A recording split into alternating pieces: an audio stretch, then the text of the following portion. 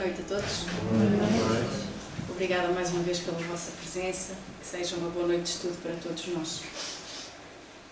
O tema é a alegria cristã, como a Catarina disse, e vou começar já com uma pergunta que está no primeiro capítulo, ou num dos primeiros capítulos do livro Opinião Espírita, que é dedicado ao nosso autoexame, à nossa autocrítica, ao nosso autoconhecimento, e faz-nos logo assim uma série de perguntas deranjadas que nos colocam a pensar sobre o que é que nós estamos a fazer dos nossos dias, o que é que nós estamos a fazer dos nossos sentimentos.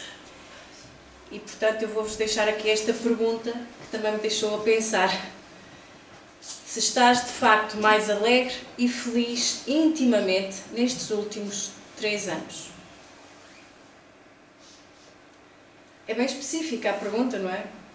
Falam nos últimos 3 anos, porque supostamente, e na forma como o capítulo está construído, estas perguntas, quando surgem, estão a dizer-nos, então, quais são os resultados que tu estás a ter do teu esforço, do teu trabalho de melhoria íntima, de transformação moral.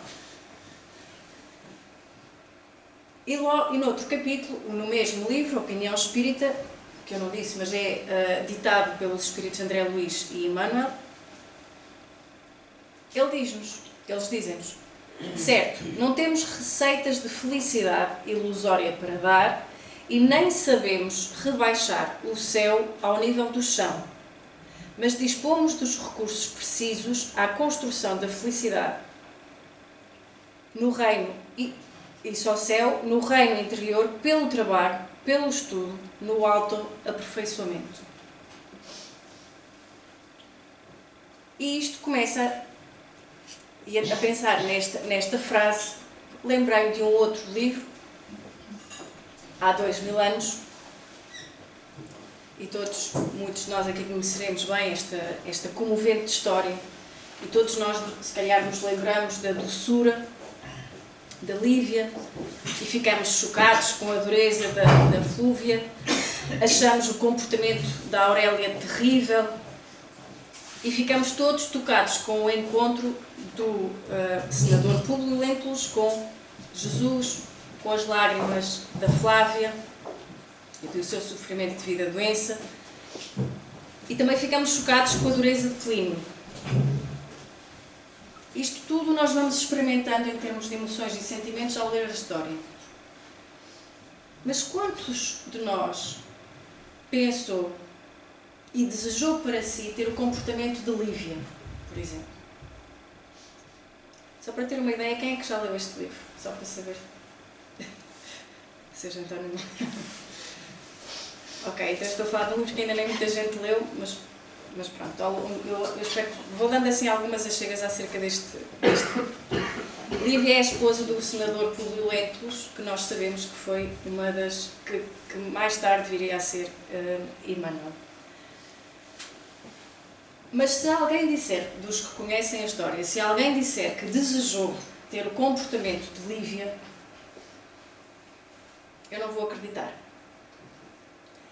Porque a nossa sensibilidade pode chorar perante o que é relatado no livro, perante a dureza dos comportamentos de algumas personagens, mas quando nós realmente não queremos e não nos reveríamos e não nos víamos a fazer aquilo que Lívia fez, é por uma razão muito simples, é que temos todos muitas boas intenções, mas a dureza de coração ainda está lá em nós.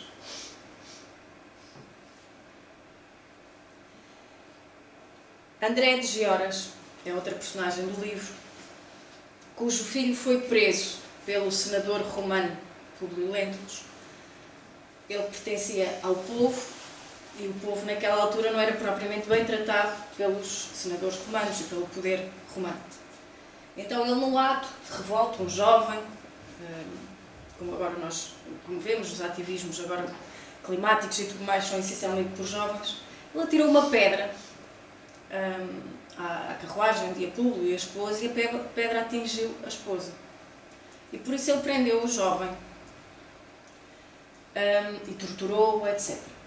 André de Gioras era o pai desse jovem, que num ato irrefletivo e impulsivo atirou a pedra e atingiu a esposa do senador.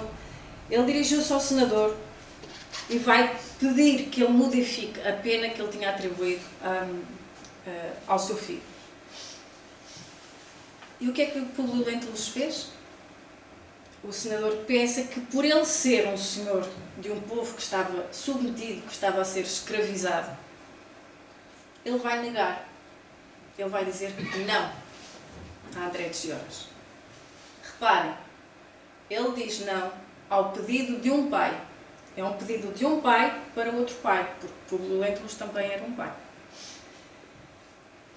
E decidiu não perdoar, apenas por soberba, um ato irrefletido de um jovem que pertencia a uma classe que era escravizada pelo poder romano. Reparem que neste ato, porque é que eu estou a trazer este episódio? Porque neste simples sim ou não a um pedido de um pai desesperado, a história que nós conhecemos de há 2000 anos poderia ter sido muito diferente.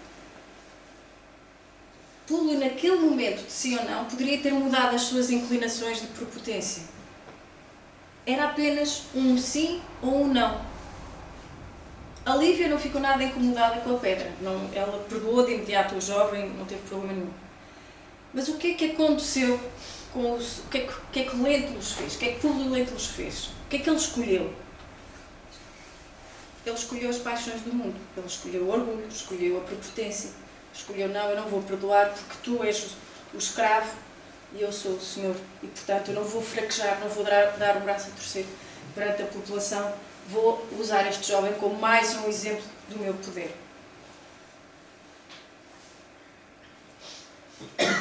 Reparem agora como é que ficou André de Gioras perante este não. E ao saber o destino que ia ter o seu filho. E vamos pensar, enquanto espíritas, em termos de continuidade da vida. O que é que vai acontecer? Lembram-se da resposta de André de Gioras? Eu lembro-me do arrepio que tive quando a li. Diz André para o senador Públio Lentulus, quando recebe o não: acabais de comprar com a dureza do coração um inimigo eterno e implacável. Com os vossos poderes e prerrogativas podeis eliminar-me para sempre, seja reduzindo-me ao cativeiro ou condenando-me a perecer de morte infame. Mas eu prefiro afrontar a vossa soberba orgulhosa. Plantastes agora uma árvore de espinhos, cujo fruto um dia amargará sem remédio o vosso coração duro e insensível, porque a minha vingança pode tardar, mas como a vossa alma inflexível e fria, ela será também indefetível e tenebrosa. Ele diz isto frontalmente ao senador, e novamente, vamos pensar enquanto espíritas em termos de continuidade da vida. Quantas vezes nós compramos inimizades sem pensar? Com outros ou connosco mesmos? Quantas vezes nós pisamos os sentimentos dos outros? Quantas vezes nós roubamos a paz, a esperança, o sossego, a tranquilidade a outros? Tudo muitas vezes por pequenos nadas, com atitudes impensadas, apesar de sermos seres racionais, não é? Diz-se. Criamos penas para nós. Estas penas que o senador Públio Lentulus vai ter, porque esta vingança vai se efetivar, foi criada por ele, não foi Deus que o castigou. Foi criada por ele com um simples não. Não perdoou ao jovem que atirou uma pedra a uma carruagem.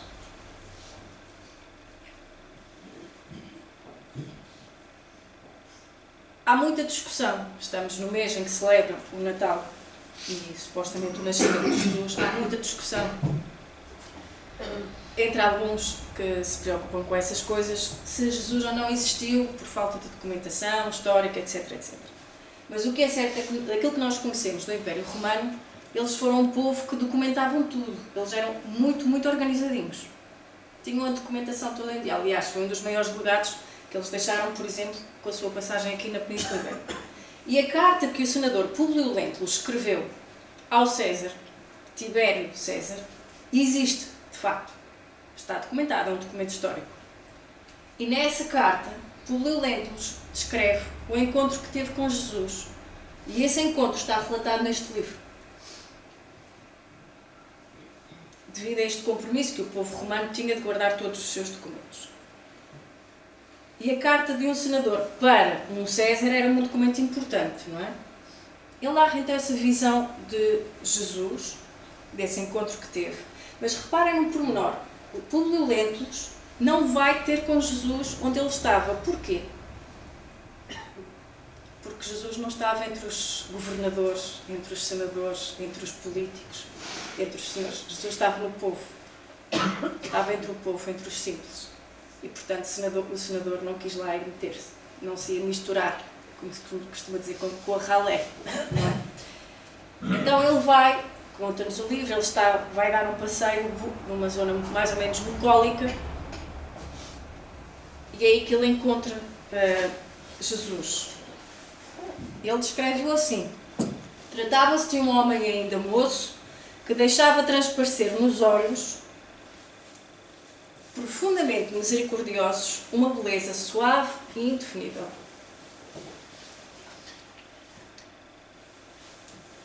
Já vão perceber porque eu trago também esta passagem aqui, mas há aqui uma referência aos olhos. Porquê que Públio Lentulus se refere aos olhos? Comumente nós dizemos que os olhos não mentem, não é? Nós podemos mentir muito pela boca, dizer tudo pela boca, mas os olhos dizem-nos tudo e traem-nos. Então, quando Jesus nos diz que podemos possuir a terra, é verdade. Porquê? Porque nós carregamos connosco a nossa mente, carregamos connosco as nossas emoções e connosco, dentro de nós podemos levar todas as belezas da terra, se escolhermos fazê-lo. Então Jesus deixava transparecer isto nos olhos que nunca mentem, porque os olhos nunca mentem. E o que é que Jesus diz a Públio Lentulus quando o encontra? Lembram-se qual é a pergunta que ele lhe faz?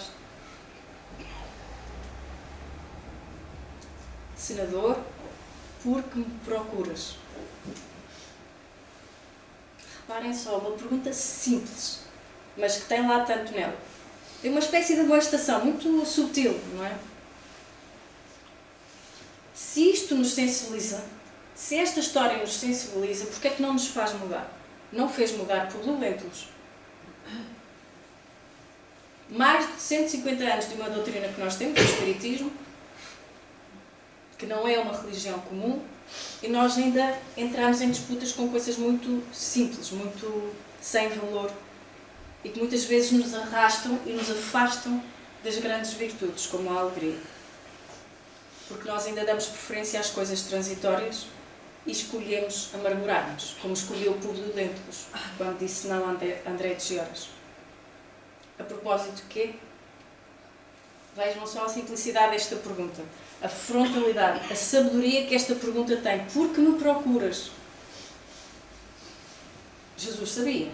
Jesus sabia que a Flávia estava doente, sabia do drama do senador e da Lívia, mas há muito mais atrás disto. A doença de Flávia era só um pretexto. Havia muito mais que deveria motivar Públio Lentulus a ir procurar Jesus. Jesus sabia a resposta até que Públio Lentulus desconhecia, mas ele faz-lhe na mesma a pergunta, para o aterrar, para o puxar à terra. Por que me procuras? E depois, não deixa de dizer, seria melhor que me procurasses publicamente na hora mais clara do dia, para que pudesses adquirir de uma só vez e para toda a vida a lição sublime da fé e da humildade. Mas eu não vim ao mundo para derrogar as leis supremas da natureza e venho ao encontro do teu coração desfalecido. Então reparem na subtileza. Tu tens vergonha de me procurar em público, tens vergonha de ser visto, não é? Atrair os teus ideais pagãos. Vens pela calada da noite a ver se me encontras para me pedir um milagre. Mas sou eu que te encontro. Sou eu que volto ao encontro do teu coração dorido. O que é que nós fazemos? Eu não engulo sapos. Eu não levo sapos para casa. Mas nós somos o sapo a ir para casa. Não é? O que é que nos diz o Evangelho? Primeiro, purificai o vosso coração. Públio Lentulus tinha o coração purificado quando pensou em procurar Jesus. Fez esse trabalho prévio. Nós corremos atrás de imensas coisas na nossa vida. Corremos atrás de beleza, de bens materiais, até de saúde. E normalmente coisas muito... E perdemos imenso tempo, muitas vezes, à procura de coisas tão pequeninas. Porque não gostamos do nosso nariz, porque não gostamos das nossas orelhas, porque não gostamos do nosso carro, porque não gostamos disto, não gostamos daquilo. A Dona Emília está-se a rir porque não sabe o meu drama da adolescência, não é? A minha adolescência toda foi um sofrimento por causa das minhas orelhas. Eu não gostava das minhas orelhas, nasci com orelhas aladas. Nada de olhar para as minhas orelhas agora, para não ficar a ver. Mas foi. Só em adulto é que eu consegui fazer um rabo de cavalo. E vejam um tempo perdido por causa de um par de orelhas. Mas nós somos assim na nossa vida.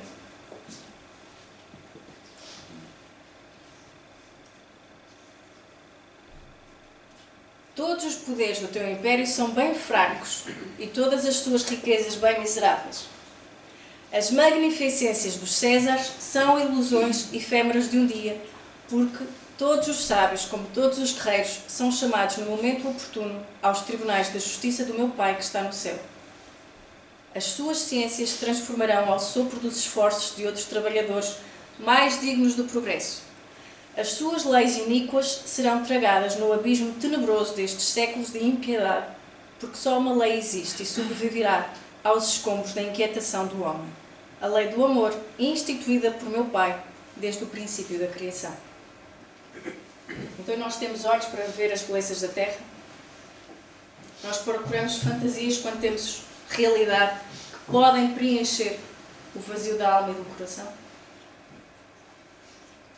Reparem no que Lívia vai dizer mais à frente. Ela estava a conversar com a sua escrava, Ana, que já era cristã na altura. Os títulos que o berço me otorgou não conseguiram eliminar as provações que o destino também me trouxe, com a mocidade e a fortuna fácil. E nós perguntamos, quando nos acontece alguma dificuldade ou atravessamos um momento mais difícil, porquê eu? Porque nós sabemos, há a semeadura e há a colheita. Lívia sofria. Ela sofria com o marido. Sofria depois quando decidiu ser cristã. Mas era um sofrimento um pouco diferente. Quando nós lemos o livro, nós vemos que é um sofrimento diferente do sofrimento que Públio Lentulus vai ter. Ela sofria por amor. Ela não estava a colher os frutos de uma má semeadura. E como é que nós sabemos isso no livro? Porque em momento algum nós vemos revolta em Lívia. Seríamos nós a não ter essa revolta perante tudo aquilo que ela sofria com o marido? Então, quando existe essa tranquilidade de quem observa a dor que está a sentir e se observa com ela, aí é porque o plano de Deus para nós é outro. Agora, se nos revoltamos, então estamos a ter provas e expiações. Estamos a colher o fruto que plantamos. O Evangelho fala bem disto, do mal e do bem sofrer. Bem sofrer quando se sofre por amor, do mal sofrer quando se colhe expiações. Lívia estava a auxiliar o marido. Públio estava a sofrer de todas as suas... apesar de todas as conquistas materiais que ele tinha. Mas foram os sofrimentos infligidos por ele mesmo, fruto das suas ações. Não foram plantadas por Deus. Foram plantadas por um não. E Públio vai sofrer bastante por causa deste não. Porque o André de Georges vai irratar o filho mais novo. Vai escravizá-lo e vai torná-lo um carrasco. O carrasco que irá, lembram-se, não é? Cegar o próprio pai.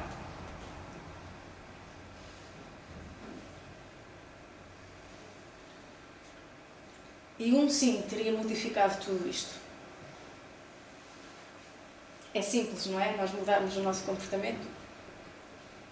Mas nós continuamos a preferir as formas bonitas e transitórias e que se apagam muito depressa. As paixões do mundo, aquilo que nos preocupa,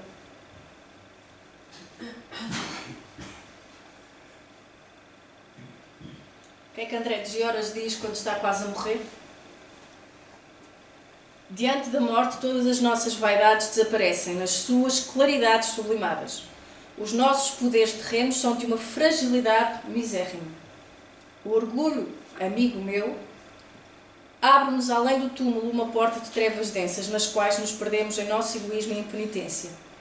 Volta à tua casa e sorve o conteúdo da taça travosa das provas rudes, com serenidade e valor espiritual, porque ainda estás longe de esgotar o cálice das tuas purificadoras amarguras, dentro das expiações redentoras e supremas. Os dois eram vítimas de orgulho, porque nenhum dos dois perdoou, nem André, nem Públio Lentulus.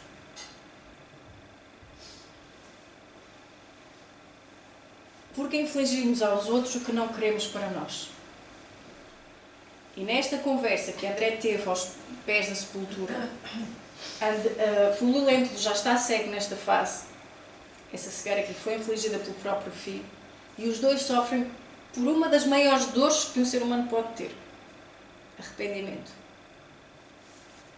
Porque é uma dor que é só nossa. Não é infligida por ninguém. É uma dor que nós sabemos que é porque fizemos qualquer coisa de errado. E arrependemos. Um não foi capaz de perdoar, o outro não foi capaz de compreender uma situação. Nem André de Gioras foi capaz de perdoar, nem o Públio compreendeu. E a pergunta que se coloca aos pés do túmulo é: valeu a pena tudo isso? É a pergunta que todos nós fazemos, a determinada altura da nossa vida. Porquê? Porque toda vez que caímos ao longo do caminho, favorecendo o mal ou praticando, efetuamos uma intervenção indébita na lei de Deus com a nossa liberdade relativa, contraindo uma dívida com o peso dos infortúnios. Porque nós achamos muitas vezes na nossa vida que estamos a agir livremente, mas estamos sujeitos às mesmas leis, às leis naturais, às leis de Deus. Então será que é assim tão difícil eu fazer um bocadinho melhor hoje do que fiz ontem? Eu descomplicar aquela pedrinha até da carruagem não é o fim do mundo? E isso passa pela nossa transformação moral, que é tudo o que o Evangelho e o Espiritismo nos ensinam a fazer. E nos ajudam a fazer. Ainda na opinião espírita, todos caminhamos suscetíveis de errar. Todos já erramos bastante e todos ainda erraremos necessariamente para aprender a acertar. Contudo, nenhum de nós deve persistir no erro, porquanto incorreríamos na abolição do raciocínio que constitui a maior conquista espiritual. No reconhecimento da falibilidade que nos caracteriza, se não é lícito reprovar ninguém, não será justo cultivar a indulgência para conosco. E se nos cabe perdoar incondicionalmente aos outros, não se deve adiar a severidade para com as próprias faltas. Reparem a inovação que é dita aqui, porque hoje em dia nós estamos a ouvir, a ser inundados precisamente com o oposto. Hoje em dia nós ouvimos um discurso muito de: ai, perdoa-te, és um coitadinho, tu tens tudo em ti, és muito capaz de... Mas esquecemos esta parte. Que nós continuamos a ser mais severos com os outros do que somos connosco. É às nossas faltas, é a nós mesmos que nós temos que ser, como dizia Saramago, não ter pressa, mas também não perder tempo. E nós continuamos a perder muito tempo.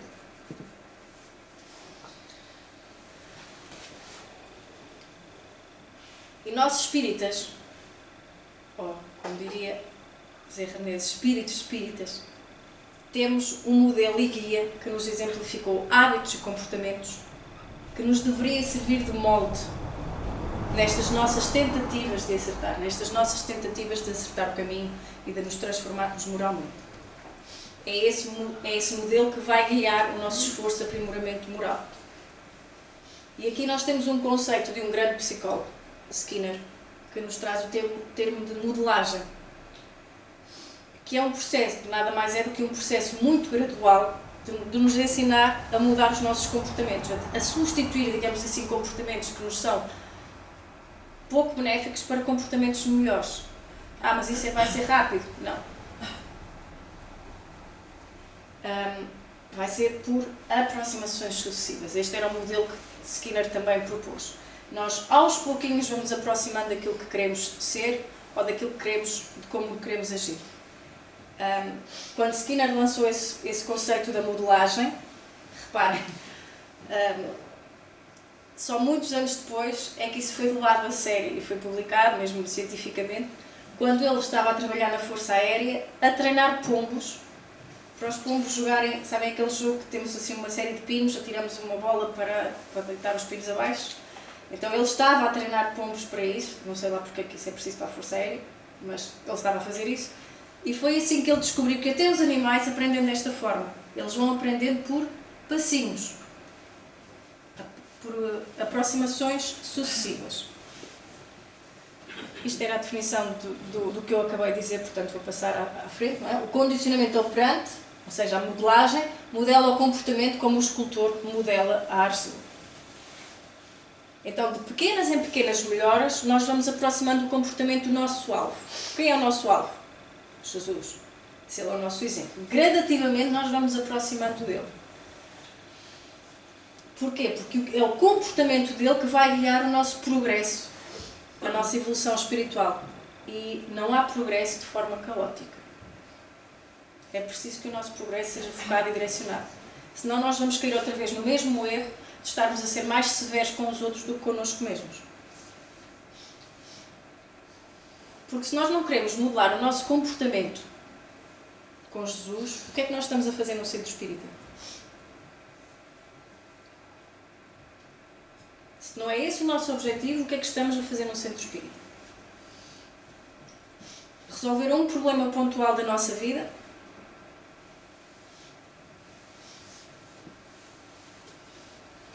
Mas atenção, que quando se fala nesta modelagem de acordo com Jesus, modelar o nosso comportamento de acordo com o modelo e guia que é Jesus, nós não queremos fazer isso para agradar a nossa mente e o nosso intelecto. Não é para isso, não é isso. Isso nós deixamos para psicologia positiva e coisas assim do género. Não. O nosso objetivo é muito prático, é melhorar e transformarmos radicalmente. É transformar o nosso comportamento. E nós vamos analisar algumas virtudes de Jesus, hoje só vamos focar numa delas, que tem um impacto muito grande na nossa vida, que é a alegria. Porque quando nós falamos de Jesus, o que é que a maioria de nós pensa logo? É curioso, não é? Isto é uma característica do ser humano. Nós focamos muito mais facilmente e memorizamos muito mais facilmente as coisas negativas do que as positivas. Isto facilmente se comprova. Se eu pedir a uma senhora para descrever o marido, a primeira coisa que ela vai fazer é elogiá-lo, não é? Vai logo ser assim um grande elogio ao marido e vice-versa, o marido à esposa. Nós mais facilmente, isto é mesmo característica da nossa psicologia do ser humano. Com Jesus não aconteceu o mesmo. Não falamos sempre, quase sempre dos últimos 3 dias da vida dele. E esquecemos tudo o resto que ele fez na vida dele. Quando pensamos em Jesus, pensamos em cruz, pensamos em Gólgota, pensamos em coroa de espinhos, pensamos em sangue, suor, em dores, e sim, isso tudo faz parte da nossa vida. Vai haver isso na nossa vida. A nossa vida está cheia de provas, de expiações, de dores, de dificuldades, mas é só isso, a nossa vida. Então e o resto dos outros dias de Jesus? Esquecemos o principal. Boa nova. Era preciso ser muito irónico para chamar de boa nova um conjunto de más notícias. A boa nova é uma notícia de integridade que nos aguarda a todos, de alegria que precisa de ser modelada e construída. A boa nova é uma mensagem de alegria. Porquê? Por causa daquilo que nos aguarda, por causa de para onde estamos a ir no curso da nossa evolução. Mas a alegria de Jesus não é uma alegria tola, ingênua, não é uma alegria fruto de ignorância, não é uma alegria temporária, não é uma alienação, é uma alegria espiritual, de quem reconhece as dores do mundo, mas não permite que estas nos definam. No mundo 3 aflições, dizia Jesus. Isto é a mensagem de alguém que está atento.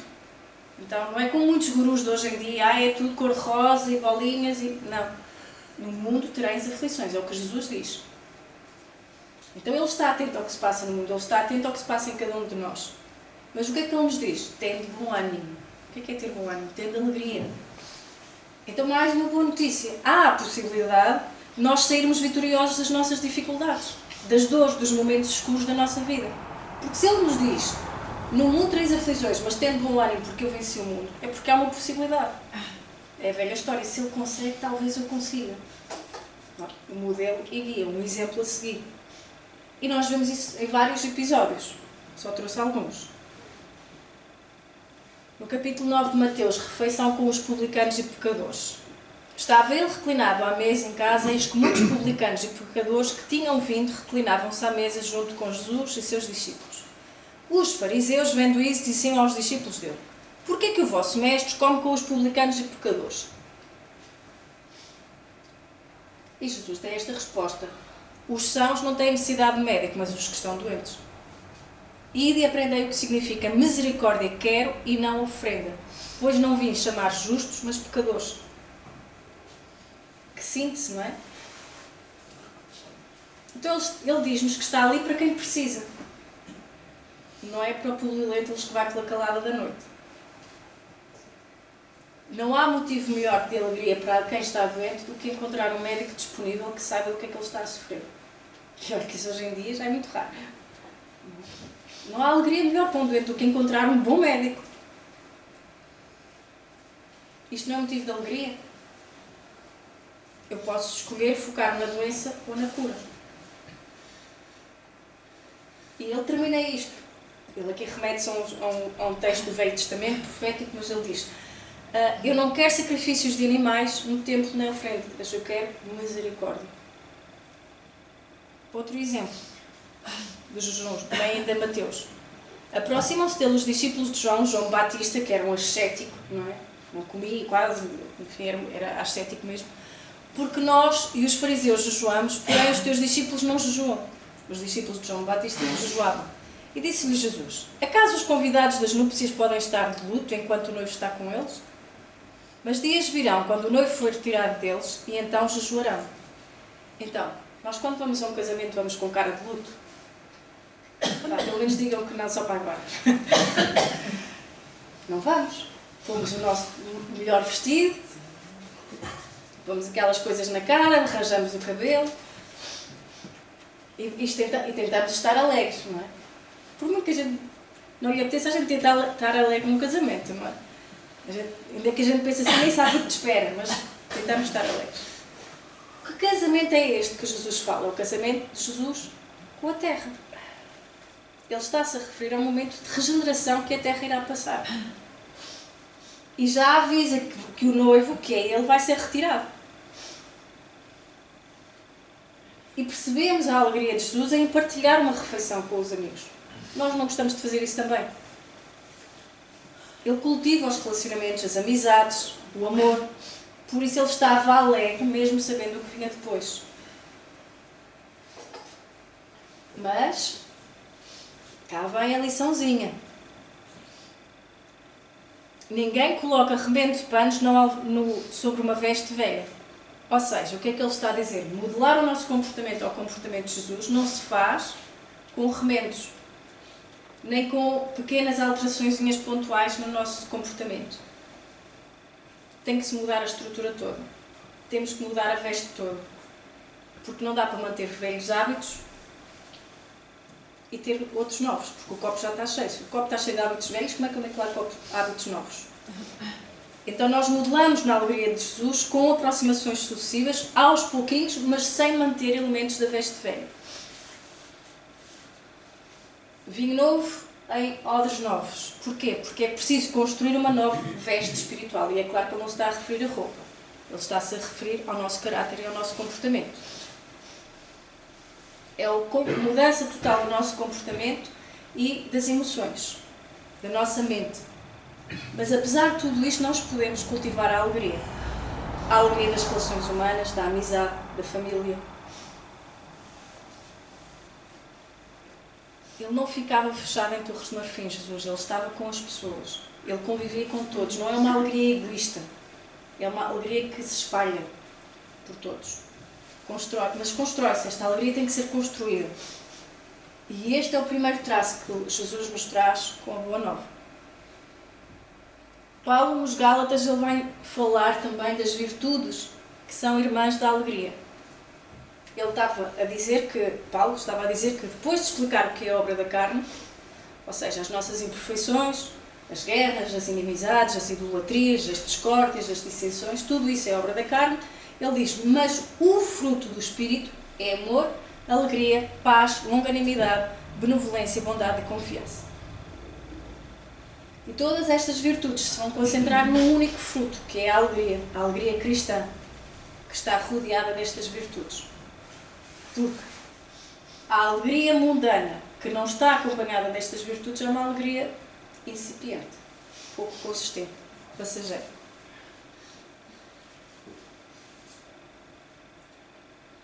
Eu sei que a pergunta que muitos de vós poderão estar a fazer neste momento é ok, mas como pensar em alegria com o estado das coisas? Como as coisas estão? Como nós olhamos à nossa volta? É esta alegria. A resposta está aqui nesta frase. Há um outro texto, mas de uma cultura oriental, que nos diz assim: há 4 soldados que guardam o caminho para a liberdade. São a calma, o discernimento, o contentamento e as boas companhias. Se conseguirmos fazer amizade com um deles, calma, discernimento, contentamento e boas companhias, os outros vêm. Os outros são facilmente atraídos. Porque um vai apresentar-nos aos outros. É mais ou menos o que está aqui. Então vemos a correspondência de textos de culturas diferentes. Aqui cristã, o outro é oriental. Mas estão a dizer exatamente o mesmo. Reparem no episódio da cura do paralítico. Não vou ler o texto todo para poupar tempo, mas quando ele diz a um paralítico, imagina, ele diz a um paralítico: anima-te, os teus pecados estão perdoados. Pecado já sabemos que é erros, não é? Não existe esta coisa do pecado, é uma palavra muito conotada com o catolicismo. É? Erros, os nossos tropeços. Então reparem noutra vertente da alegria de Jesus, estimular a alegria nos outros. Portanto, é uma alegria que está de mãos dadas com a confiança e com a bondade, como nos dizia Paulo nos Gálatas. É uma alegria que confia, é uma alegria que espera o melhor e é uma alegria que dá bom ânimo aos outros. O que é que Jesus fez quando Paulo estava prestes a ser decapitado numa cela imunda em Roma? Abeirou-se de Paulo e disse: anima-te, tem bom ânimo. O homem estava prestes a ser decapitado e Jesus diz-lhe: anima-te, tem bom ânimo. Então é porque é possível.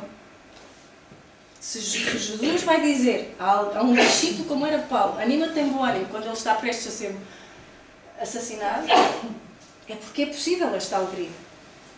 Então não são as notícias da televisão que nos vão tirar a nossa alegria.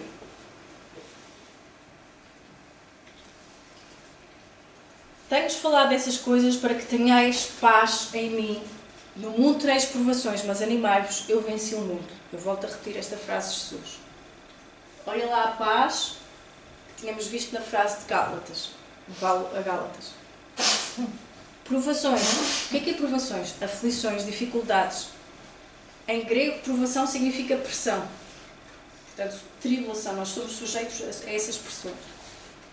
Então,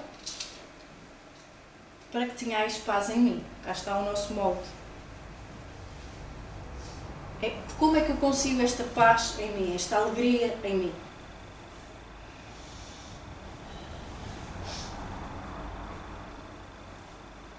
Cultivando um contentamento absoluto. Ou seja, uma satisfação, um conforto por estarmos na nossa própria pele. Aceitar alegremente as próprias circunstâncias. Alegremente como? Pôr-nos aos saltos? Não. Aceitar o sentido e a aprendizagem que vem com as circunstâncias, mesmo as mais desafiantes. A compreensão de nós mesmos com calma. Uma atitude de contentamento e de aceitação de si mesmo. Porque se formos ver bem, se formos analisar bem, Muitas das nossas pressões, das nossas tribulações vêm porque nós não nos aceitamos a nós mesmos. Como somos. Porque nós ainda estamos numas aparências, ainda estamos na expectativa de uma aparência e não olhamos realmente para nós. No exemplo ridículo que eu dei há pouco, não olhamos, não nos pomos em frente ao espelho, aos 16 anos, fazemos um rabo de cavalo e dizemos: menina, assume as orelhas que tens. Não é? Estou a dar um exemplo ridículo, mas agora vamos pensar em coisas mais sérias para nós. Vamos assumir que somos isto, agora. E mudar a estrutura que está por trás. Não há nuvem que permaneça para sempre, não é? O contentamento não é inimigo do crescimento interior. Esta aceitação, este contentamento pelas nossas circunstâncias, se estamos a tê-las é porque é uma aprendizagem. Estamos a ter uma oportunidade de aprender. Agora, este contentamento não é uma acomodação inerte, não é uma resignação, não é preguiça, não é um conformismo. É uma atitude proativa, em que nós procuramos apreciar o copo meio cheio. E vamos ver o que é que podemos fazer para encher o resto do copo, em vez de nos ficarmos a queixar pela outra metade que está vazia. É mais a arte de nós nos adaptarmos calmamente àquilo que nós não podemos mudar. Não é um conformismo amargo. Como é que eu faço isto? Joana de Ângeles fala muito disso, pelo desapego. Na capacidade de ver as coisas como elas são, sem projetar nelas aquilo que eu quero. Sem projetar nas coisas os valores que não estão nessas coisas. Quando eu consigo fazer isto, então eu consigo ter uma mente alegre e satisfeita, independentemente das condições externas, das condições exteriores. Independentemente se estou a experienciar prazer ou dor. Independentemente se estou a ganhar ou a perder. Então eu consigo cultivar este estado interior de permanente alegria, independentemente do que está à volta. Porque no surf nós costumamos dizer que não, o melhor surfista não é o que apanha a melhor onda. O melhor surfista é o que tem um sorriso nos lábios. Mesmo se não apanhou nenhuma onda. Mesmo se a prancha partiu. Mesmo se o mar está flat, como se diz, se não há ondas. E ainda por cima, como se isto não fosse suficiente, aquilo que Jesus nos trouxe na altura em que veio à Terra, nós ainda temos o Espiritismo, que nos ensina como viver proveitosamente em plenitude de alegria e de paz ante o determinismo da evolução. Viver por viver, todos vivem. Reparem no que nos diz Emmanuel e André Luís. O essencial é saber viver. Na questão 922 do Livro dos Espíritos, diz-nos que a felicidade não é o que se refere aos bens materiais. É aquilo que concerne à vida moral, ou seja, à consciência tranquila e à fé no futuro. O que é que Paulo diz aos Gálatas? No início do cristianismo, houve um conjunto de 40 homens que numa noite fria, ou num dia frio, talvez como o de hoje, para testemunhar a sua fé, entraram num lago e ficaram de pé perante os opressores, que queriam convertê-los à religião deles, como a história do mundo, não é? Ficaram de pé num lago de água gelada, num dia frio como hoje. Na manhã seguinte, passaram lá a noite toda, na manhã seguinte, 39 homens já tinham morrido. Sobrava um, Cirilo. E o senador, um dos senadores, disse à mãe de Cirilo, que estava lá a ver: o teu filho ainda está vivo. Vai pegar nele, trá-lo para o pé de uma fogueira e salva. O que é que a mãe fez?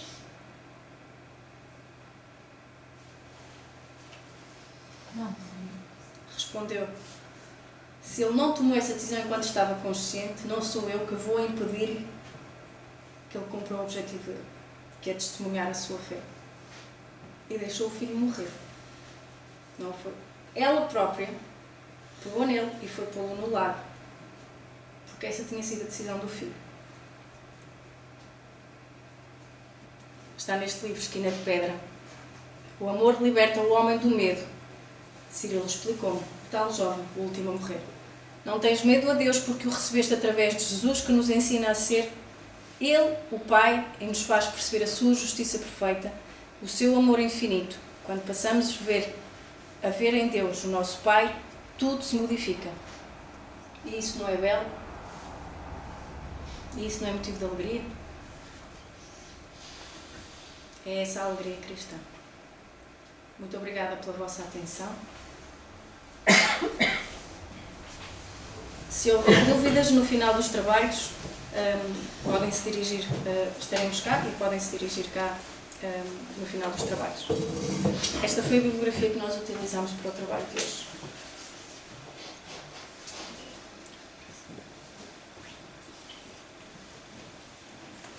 Vamos então fazer a nossa prece.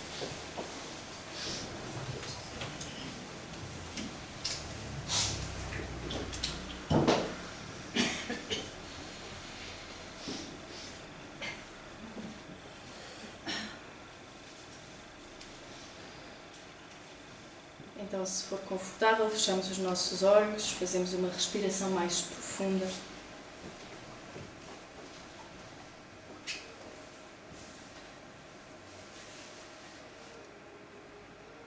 Se assim desejarem, visualizem a figura de Jesus, tal como o Públio Lentulus o descreveu, uma beleza indescritível, com olhos profundamente misericordiosos.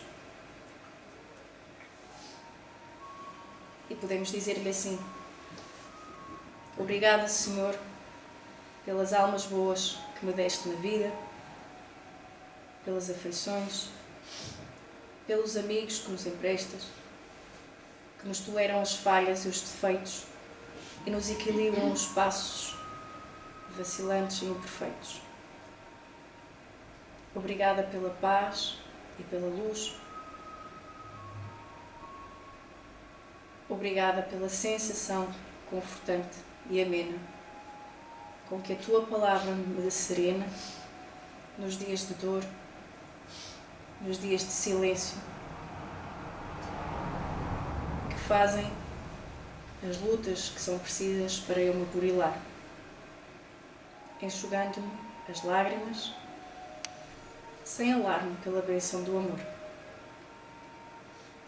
Obrigada pelo socorro que nos trazes, mostrando o desapego nobre e raro, para que sejamos apoio ao desamparado, para que sejamos a esperança de alguém, para que sejamos a caridade com que nos estimulam ao trabalho, a bênção, a alegria, aprendendo a viver dia a dia nos domínios do bem. Por toda essa generosidade, Senhor, por todos os que recebem sem censura, pelos amigos, eis-nos aqui, Senhor, ao sol da prece, para te dizer obrigada. Obrigada também ao plano espiritual desta casa, por todo o trabalho que faz por nós, deste e do outro lado da vida, e que todos possamos sair daqui hoje mais alegres e mais fortalecidos. Muito obrigada.